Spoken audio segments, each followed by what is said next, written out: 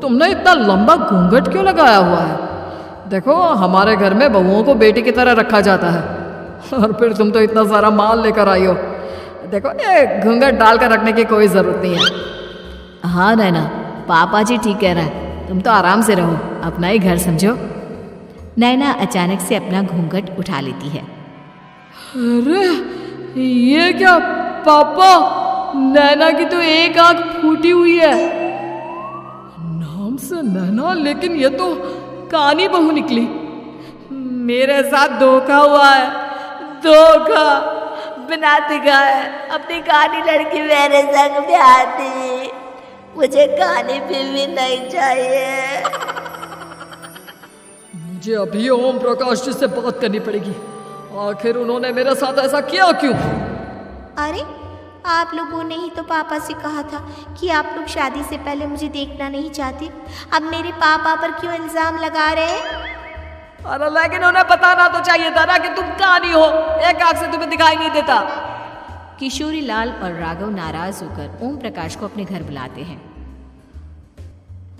पापा जी, ये आपने क्या किया? शादी से पहले बताया क्यों नहीं कि नैना की आंखों में परेशानी है? अरे आप ही ने तो लड़की देखने से मना कर दिया था। और लेकिन आप बता तो सकते थे। आपको तो हमारी बेटी की प्रॉपर्टी चाहिए थी, वो भी पूरी की पूरी। अब क्या हुआ अगर उसे आधा दिखाई देता है? प्रॉपर्टी तो आपको पूरी मिल गई ना।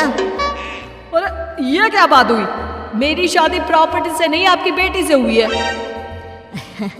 अब ये तो पहले सोचना चाहिए था, तब तो मेरी प्रॉपर्टी देखकर तुम्हारी जुबान लप लपा रही थी।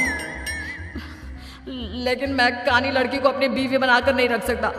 पापा कुछ करिए ना आप। हाँ, करता हूँ। देखिए ओम प्रकाश जी, आप हमारे साथ ऐसा नहीं कर सकते। और तुम देखो, अगर तुमने मेरी बेटी से शादी तोड़ी ना, तो जो भी प्रॉपर्टी मैंने तुम्हें दी है वो तो पूरी की पूरी वापस ले ही लूँगा, और आधी प्रॉपर्टी तुम्हारी भी लूँगा। अरे मेरी आधी प्रॉपर्टी भला क्यों लेंगे आप? इसलिए क्योंकि मेरी बेटी को आधा नजर आता है, और उसकी नज़र अभी तक तुम्हारी आधी जायदाद पर ही पड़ी है। अब तुम उसे घर से निकालोगे तो कुछ तो लेकर जाएगी ना। और अगर हम आपकी बेटी को अपने घर की बहू बनाकर रखें तो?